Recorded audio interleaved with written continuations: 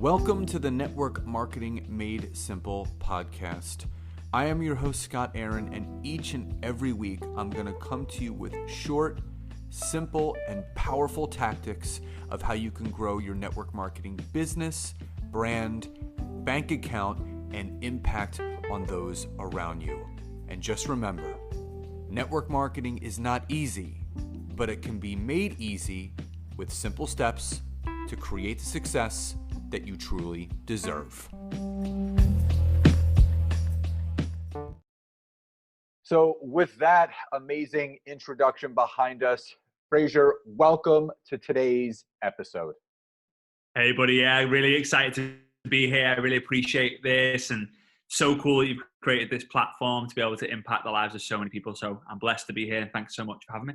Absolutely. And, it's one of those things where, we've had multiple conversations over the last 6 or 7 months. Mm-hmm. And obviously you have an incredible skill set. I have my own skill set, and we see so eye to eye on so many things within network marketing and out of network marketing, as far as creating human connection, creating that trust and that rapport and relationship with people, not spamming people, really being genuine, authentic, selling, not connecting. But I always like going back before we go forward, because people that are not familiar with you, I know a lot of your story, just not in our conversations, but following you and on social media. And you grew up in a network marketing family, which happens a lot, because when you have an entrepreneurial type family, that's going to happen. So let's go back before we go forward. So, how were you first introduced to network marketing as a kid? And what was that moment where the spark was lit for you to jump into it yourself? And how did that kind of transcend things for you in your career? Yeah, so the story starts in 1987. So at the time, my mum was pregnant with me. My mum and dad had just sold a business of theirs that basically broke them even, and they all they had left was their home. Now, fortunately, although the home was not in a great condition, it was a big home. It had 5 bedrooms, a basement, and 2 living rooms, as well as a kitchen. So my mum and dad decided that what they would do in order to pay the bills was they would rent out the rooms to complete strangers. So they lived in bedroom number 1. Then a stranger would lived in bedroom number 2, 3, 4, 5, living room 1, living room 2, and the basement. And they would share the bathroom in the house and then the kitchen. So basically Airbnb. It was pretty much Airbnb. It's just way before Airbnb kind of was around. But they weren't really making ends meet. And my dad one day was walking downstairs. He just woke up, walking downstairs. He was thinking to himself, how am I going to live? And how am I going to allow my family to live when the baby is born, the baby being me? And literally 2 seconds after thinking that, he walked into the kitchen, and on the kitchen table, he saw a newspaper that was opened. Now, my dad doesn't read. So when it comes to newspaper, he'll use it for putting the trash out or whatever it might be. So he sees this newspaper, it was open, and he saw 3 words that said MLM, MLM, MLM. And then, I drive an Aston Martin, you can too, call me now. So my dad looks at it and goes, MLM, what could MLM think? And honestly, he thought MLM stood for Make Love Monthly. That's what he thought it stood for. So he picked up the phone, he calls this guy, and he says, hey, the guy answers the phone, and he goes, hey, I've just seen your newspaper advertisement for Making Love Monthly and driving an Aston Martin. Can you send me more information? He was like, yeah, it's not Make Love Monthly. It's not one of those kind of opportunities. It's multi-level marketing. So my dad, like a lot of people do when you say multi-level marketing, they go, well, what's that? He then starts saying, oh, it's da-da-da-da-da-da-da-da-da-da-da-da. My dad says, whoa, stop. I am completely lost. I'm so confused, but I want to do this. He said, well, you're in luck. In fact, 3 or 4 days from now, we have a big event happening about an hour and a half away from where you live. Shall I put you down for you and your wife? He said, well, put me down for me. My wife can't come. She's pregnant. He said, oh, behave yourself. Bring your wife with you. So my mum and dad go to this presentation, and I am in the womb, in the room. So my first ever presentation, I was sat there in the room. Now, back then, the industry of network marketing is so young. So back then, it was a very rare thing now to have a career after being in your first presentation in the womb. So mum and dad went on to make a lot of money. Like, they did $10 million in commissions in a 10-year time frame back in the 90s, made a lot of money. And as a result, I traveled around the world with them. And the years kind of went by, and my dad is super, super extroverted.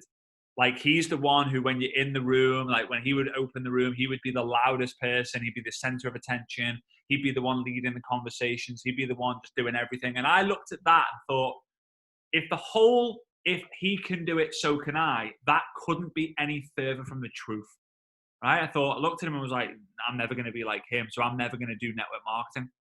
So I just went down the traditional route of, I believe everyone's born an entrepreneur, but you can choose to be a network marketer. You can choose to be a real estate agent. You can choose to be a business owner. You can choose to have an online store. You can choose to be an author. I believe everyone's born an entrepreneur in some capacity. But so what happened is I just went the old school route, and my dad one day got invited to go to an event in Salt Lake City in Utah. And he said, Fraser, there's one more ticket. Do you want to come with me? Now, I looked at that ticket and thought, oh, yeah, Utah. All my friends are going to be super jealous of me going on a trip to Utah. I've got no interest in the event, but yeah, I'll go. He said, one condition, on one of the days you sit in, it's a 3-hour session. I just want you to sit and be in the room. That's the only condition. You can forget the rest of it. You can go to the pool, go explore, do whatever you want. I said, all right, cool, I'm in. So I went to Salt Lake City with him. I was about 21 years old at the time. And there was 10,000 people at this event. I was sat on the back row right next to the door because I knew as soon as I entered, I could sit down, and as soon as I wanted to exit, I'll be the first one and first out. And I remember it was the section which was recognition. So my dad was smart. And I remember they got all these hundreds of people up who were making $1,000 a month, $5,000 a month, and so on and so on and so forth. They then got to a situation where they were playing videos for a certain rank, and they were introducing people onto the stage. And this guy, he walks on the stage. He looked about 2 or 3 years older than me. He looked as if he was going to stumble on his own shoes. He had an untucked shirt. All the buttons were all messed up. He had trainers on. The laces on his trainers were all like untied. Honestly, I don't even know why they let him on the stage. He gets handed the microphone. He holds the microphone at the bottom of the microphone. It's shaking. You can visibly see it from a room of 10,000 people right at the back. And he opens his mouth and basically goes, wow, there's so many people. I'm really, really nervous. And the whole crowd laughs and jokes because he's obviously smashed it.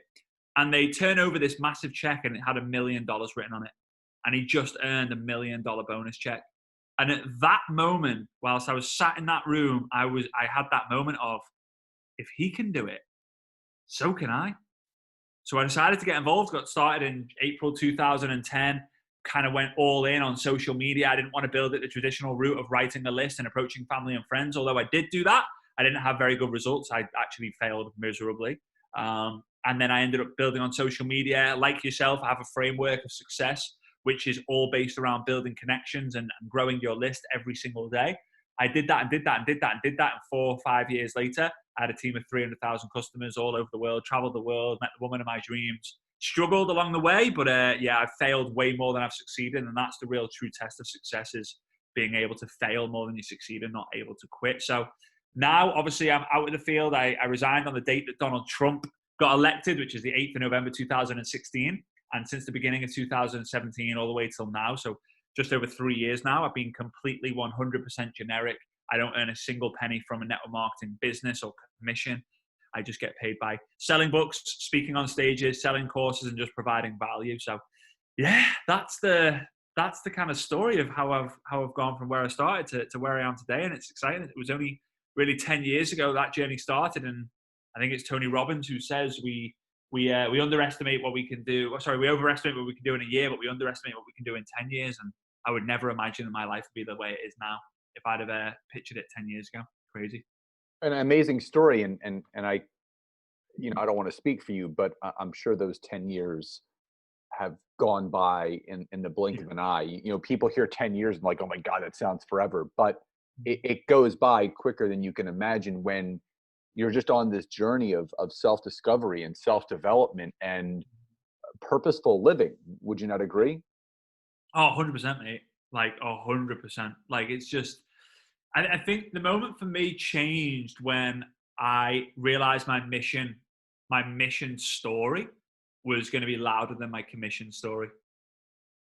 Like, that was it for me. When I realized that, you know what? And yes, I get it. People listening, you might be thinking like, yeah, but I need money now. I need to earn money now. I totally get that. I've been there. I've been there. I've been in the hell. My mum and dad made a lot of money, but one thing I'm very grateful for my parents is they did not bless me with money. They blessed me with skills. And they said, listen, we're not going to give you the money. We're going to give you the skills that be able to pay the bills. And mentorship now is so accessible to so many people. It's insane. But yeah, when I realized that, if I focus on mission, the commission's going to come as a result. Everything just went up, commission levels went up, fulfillment levels went through the roof, health levels went through the roof, relationship levels went through the roof, happiness went through the roof. Everything just went up as a byproduct. So yeah, really grateful for the pathway I'm on and the mission that I'm on as well. Well, something I want to go back to is, and I love this, is that you said you failed way more than you succeeded. And the saying that, everyone sees the glory, but they don't know the story. Mm-hmm. And so, this is a place where people can be completely raw and transparent. So if I was to ask you, what would you say was, obviously looking back, it's helped you so much because there's lessons in everything. What was one of the biggest failures that you had to grow through in order to learn how to succeed, not only from that, but into the future? Good one. So I think it was really understanding that everyone's different. So, and the reason why I say that is because my dad, I've grown up in an environment, my mum and dad are both entrepreneurial. My dad's like super, super red personality, probably the most focused person I know.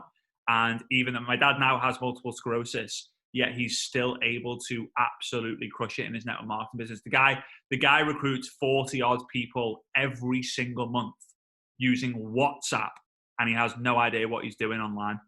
And he just kills it because he's so focused and determined. I'm so proud of him.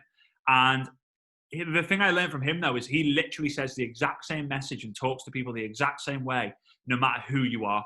And on one side, I see, and his whole philosophy is don't change the message, change the audience. However, I traveled to a place called Ulan-Ude, which is in Eastern Russia, not too far from Siberia, so it just sounds cold, doesn't it? And I went there as growing my team, and they took me to a hut in the middle of nowhere by the deepest freshwater lake in the world, Lake Baikal. The weather was minus 25 when the wind wasn't blowing. When the wind was blowing, it was minus 35. That's what it felt like. And I remember going there. I flew in. I arrived super early in the morning. I'd not slept for 2 days. And then it took another 6 hours to drive to the place. I had a really upset stomach because I ate something on the plane I shouldn't have. All I wanted was to eat KFC. Just wanted that finger-licking good chicken. And I couldn't find it anywhere. Arrived, wanted to sleep, didn't let me sleep. Kind of went through. I was up for about 60 hours at the time. And I really needed to go to the toilet. I really needed to go. And they said, hey, the toilet is not inside. It's outside, about 100 meters away. I said, okay, tell me where. They said, all in Russian. I was just following them where their finger said. And as I approached this wooden hut, all I could hear was this kind of sense of like this buzzing. So, and as I was getting closer, it was and closer. I was getting really loud. I remember opening the door of the hut, and all I could see was a hole in the floor with a load of flies coming out of the hole. And I had to do my business of going to the toilet in this hole. And it was at that moment, when it sounds really weird, but it was at that moment where I realized, you know what? Like, I don't even think about how lucky I am I get to sit on a toilet seat every day to, go about what I've got to do every single day. And that was the moment that I actually realized I need to get to know people, cultures, backgrounds, sexes, religions. I need to get to know everything about people, because if I can speak to someone intelligently about, positioning a conversation around what their needs are, what their wants are, what they're used to, what they like, what their personality is, my results can just 10x. And you know what? Ever since that day, my results in my business just kept growing and growing and growing and growing and growing. And now, especially on social media, we get caught up in the copy and paste messages. And hey, I've got scripts that are copy and paste. I think scripts are good in a way, but if you can really level up and start to understand people, you can have a huge breakthrough just by understanding people and personality traits and stuff. So yeah, it was a really weird story. But I always look back to that at the kind of the moment where everything changed for me, because I just truly understood, like, yeah, I need to get to know people. I need to get good at it fast. And I think that's, well, first, thank you for sharing that story. And Mm. second, I think it's also important for people to understand that network marketing it's a people business. You know, the person that creates the most connections that are genuine and real, and that trust and that rapport, the greater the business that you're going to have. And when you said that, you know, you seek to understand, you know, men, women, you know, Catholics, Jews, wherever you're from, like everything, you know, when you can understand people, when you can understand their background, and you can forge and create a link between you and that person that you don't know, and you create that relatability, that's one of the best business building tools out there. There's, you know, whenever I do talks and presentations, and I've mentioned this before, that, you know, you can automate certain things in life. You know, there's funnels and there's email sequences, but there's one aspect of life and of network marketing that there is no opt-in for, email sequence or click funnel, and that's human connection. When you are looking to build human connection, you gotta get in the trenches. You have to really do more to have more. And I think that with the advent of social media and all the resources that are out there, it's so easy for people to get overconsumed, undermotivated, and overwhelmed with what's out there. But if you break down the simplicities of network marketing, which is really just talking to new people each day, not being that person that's sitting at Starbucks, that weirdo that just says hi to everyone, that's walking through the door just to start a conversation so you can pitch them they're a quote unquote good fit for your business. That's not network marketing. You know, network marketing is really building those relationships. So it's interesting because, you know, like you and me, we've both exited, and we're now on the outside looking in, helping people within network marketing. Yeah. What is something that you see now in network marketing 2020? You know, you started in 2010, I started in 2013. So it was like booming, you know, that 2010 to 2015 range, network marketing exploded with social media. What's one of the biggest differences network marketing right now compared to what it was when we first started, that people are still doing, that's just not working? And what can they do to change it? I think there's two big things that people need to be aware of. I think number one is, when social media was booming, it wasn't really social media that was booming. It was Facebook that was booming. So it was just, everyone was like, Facebook, Facebook, Facebook, Facebook, Facebook. It was so, everyone was being trained on Facebook. Everyone was posting the same things on Facebook. There was this crazy energy of unity on Facebook. In today's world, it's a little bit more difficult, but way more powerful, because you can use the same principles that apply, and you can use Facebook, Instagram, LinkedIn, TikTok, Snapchat, YouTube. You can use all these platforms. So now there's more of a scattered attention. And so things are getting a little bit, you know, it's actually, if you take the time to learn the skills, like if you go to Scott and just like literally nail LinkedIn, you can dominate, because there's a very, very small number of people who are using LinkedIn in the right way to grow their network marketing business. And, you know, you stay ahead of the game. The second thing that people really need to be aware of is, we're in a situation now, and this is from my experience. I've been around the industry my entire life. I'm a student of the industry. I'm a big fan of the statistics within the industry, because if you're able to get the statistics, it's not so easy, but if you get them, there's amazing trends. But this is what usually happens. Leading up to a recession, when the economy is strong, people are less likely to look for a second stream of income. Why? Because they feel secure in their job, or they're thriving. And they think, well, listen, what's the point? There's that classic saying, if it ain't broke, don't fix it. But when a recession hits, people they scatter, they climb all over a secondary income, because their security completely gets trashed. And they think, I can't let this happen again to myself. I need to have a backup plan. I need to have a plan B. I need to have a secondary income. So after the whole recession and the big financial crisis that happened in like the 2008 period, soon after that was the 2009, then 2010, then 2011, 12, people started hammering social media, and people were open to it. Now we're in an environment where we're back to the economy thriving and everything seems to be going good. People are aware that the crash is going to come, but it hasn't flipping come yet. So when it does come, I'm telling you, 6, 9, 12 months after the crash is officially announced and everything goes to crap by the economy and all that, you watch the number of people who come looking for network marketing.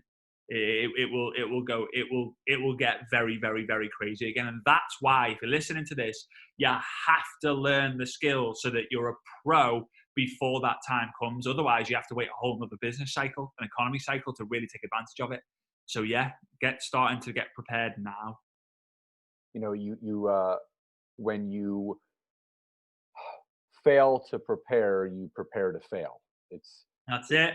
it's that simple. And so, and what I love about you and what you do, and why you're so successful, is that you basically teach what I do on LinkedIn, on Facebook. You teach people how to authentically build their brands, and how to really form true meaningful connections and relationships, because you and I both know there are network marketing companies that are actually getting blackballed from using Facebook because of the way that they're teaching their associates how to blindly cold message people. And that's something that you're absolutely against. And that's why I think we see so eye to eye on a lot of things, because basically you're teaching the human connection aspect of how you can really leverage Facebook, and how there is still a market on there for people. But my big question is this. You and I we've worked with thousands of people. We've worked with successful people. We've worked with people that weren't successful. And you do have to prepare for the next recession, because it's just the ebbs and flow of life. You got to get started now. But with what you're seeing, and I think there are some things that you've been seeing on social media that frustrate you the way that they frustrate me, the way that people are going about building their business and forming relationships. What do you see? And this is not to point a finger at a certain network marketing company, but what companies are teaching right now, what uplines are teaching right now, outside of our beliefs. What's the number one thing that you see people doing wrong that they can easily fix that will change the income in their business?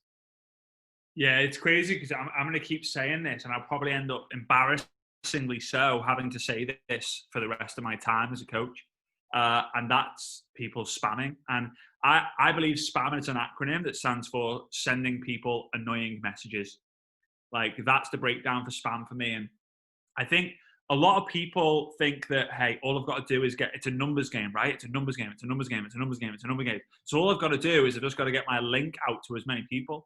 So the rule is that I have is you're not allowed to send a link to more information to anyone unless you've asked for their permission first. Now, a lot of network marketers who are listening to this probably thinking like, yeah, well, that's obvious. I know that.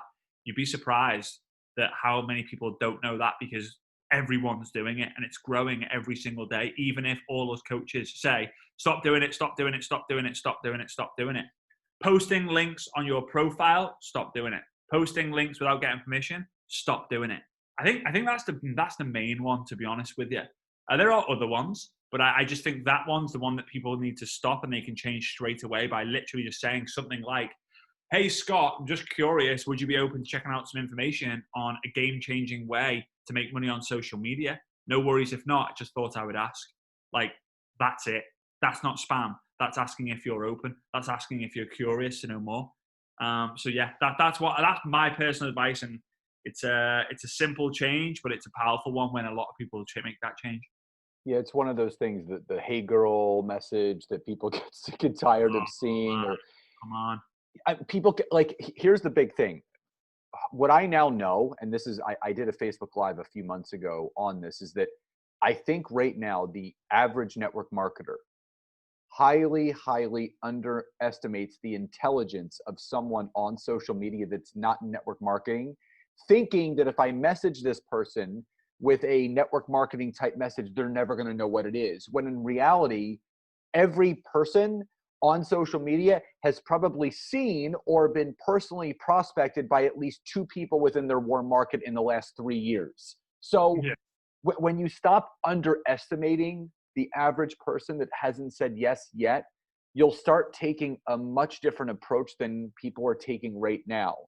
So let me ask you this. Obviously, going into 2020, you know, the ebbs and flows of every industry, you know, network marketing's up, it's down, the economy's up, it's down. It's just, it goes hand in hand. What about network marketing right now has you most excited for the next 3 to 5 years? Yeah, I'm super pumped about the industry. I think we need to become better at promoting the value that we bring as network marketers, because I believe that network marketing is the most valuable industry on the planet. I know a lot of people say like, oh, the industry's done more revenue than the movie industry, the music industry, and the NFL all combined. But like, who really cares about the turnover? Like, I don't care about that. I care about what I can do and what I can bring and what I can get as a result of it, and that's the value that I can give. It is coming into a bit of a difficult time simply because the gig economy, although it's growing, that for the first time in our history, network marketing is now not the number one biggest, like, gig economy kind of thing to do. It's not the biggest, secondary income stream, like work from home income stream.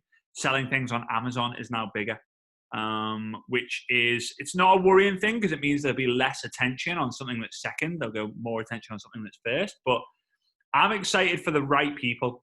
I'm excited for the people who want to become professionals, because network marketing works 100% of the time for 100% of people who give it the time. Like, just a lot of people just don't give it the time. So I'm excited about that. I'm excited about the growth in other markets. The US, although it's going great, Europe is actually just overtaken North America when it comes to turnover in network marketing, which I'm really, really excited about. As well, obviously, everyone's just trying to keep up with Asia. But all in all, I just think it's a solid opportunity for people to make a secondary income. But if we all raise the standards together, there'll be more people who are saying, I'd like some more information, please. Or, yeah, I'm not going to be joining you, or that's fine. And less of the, it sounds like it's a pyramid thing. Like, is this one of those things? Is it? So yeah, man, I'm excited for the industry. It's such an amazing industry to be a part of and be associated with, especially when you have the ability to lift other people up. I love it. So for those of you for those that are listening that are familiar with you but don't know exactly how you help network marketers, tell the audience a little bit about what your specific niche is and how you help them with their business. Yeah, so I work with two ways really. I coach and train, like, digitally, in different groups that I have, but mainly using my book. So people can go to fraserbrooks.com/book, and they can get my book. It's called I Dare You. It's like the ultimate guide to building a business using social media.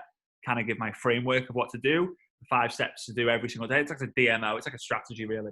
The second way is I speak at events. I speak at a lot of events, 32 different countries now in 3 years since doing it.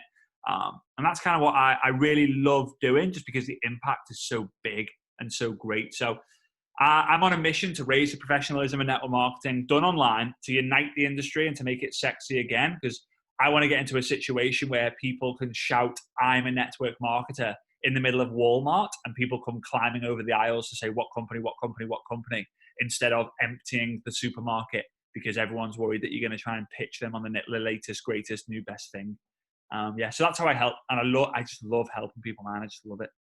I love everything you just said. Not, in addition to how you help people, but yeah, I was, I'm sure you're familiar with Dan Lok. Oh yeah. So Dan did a video, Oh. and he's frustrated with network marketing as well. He has a network marketing past, and he's frustrated on the business side of it, because he just feels that, like you said, that there's not enough education. There's not enough teaching people how to build a business and not just be a spammer. And he said, sadly, he goes, I went to an event the other day, and he goes, I wanted to see how people would respond to me. So, when you go into this event, he goes, you get a name tag, you put your name and what you do. And he said, I walked into this event and I signed in, I grabbed a name tag and I wrote Dan Lok, and underneath it, I wrote professional network marketer. And he goes, sadly, not one person wanted to converse with me. Huh. And he said, it was a red flag for me, because that's the stigma. Everyone thinks that because you're a professional network marketer, you're going to try to pitch them. And I think you're right. we need to bring the professionalism back to network marketing, where it is a legitimate profession. It's a legitimate industry, because Eric Worre, who's a mutual mentor to both of us, says there's two types of network marketers. There's network marketing professionals and there's network marketing amateurs. And right now there's too many amateurs pretending that they're professionals. And when people really understand the skills and what they need to do to become successful, because like you said, 100% of people that say yes to network marketing, 100% of the time, they will make the money they want if they do it 100% of the time. And I really feel that you're doing such an amazing thing for this profession and this industry. And I just want to thank you for that. And all the information, your website, where people can obviously find your book and how they can work with you, I'm going to include that for the audience, obviously, in the show notes. And I just first, before we get to the final question, I just want to thank you for just being the true, real, and authentic person that you've always been, and how you're stepping up and bringing that to the marketplace for everyone around the world to learn from you and to get educated by you and to get helped by you, because we need more people in this profession as you. So first, thank you for what you're doing for the profession. And number two, what does success truly mean to you?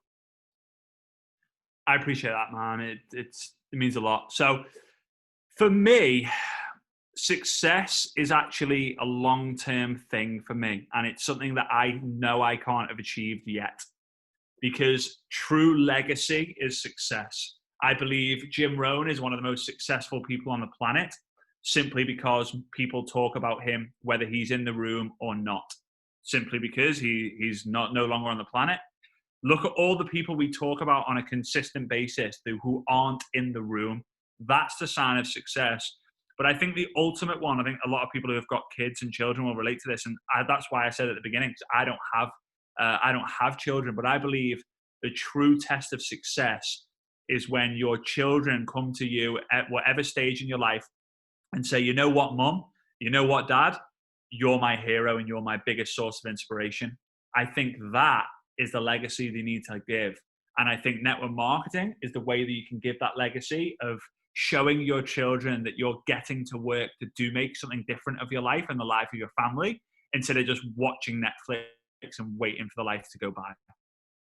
So yeah, that's kind of my long-winded definition of success. Love it, love it, love it. Before we sign off, quickest and easiest way for people to learn about you and how they can connect with you. FrazerBrooks.com, FrazerBrookes.com. There's loads of different stuff on there, resources, blah, blah, blah. And I'm sure they could figure out how to find me on social media using the name that's in the website. Awesome. Brother, thank you again for being you and for, blessing me and my audience with everything that you do for this profession in this industry. So thank you so much for being here today. Oh, you're welcome. Thanks for having me, mate. It's been a pleasure. Absolutely. So guys, take a screenshot as always, share this up on social from wherever you're listening to, tag us both in it. Let us know what you took away from this. And again, thank you for joining us today. So everyone, please enjoy the rest of your day, and I'll talk to you next time. Bye-bye, everybody.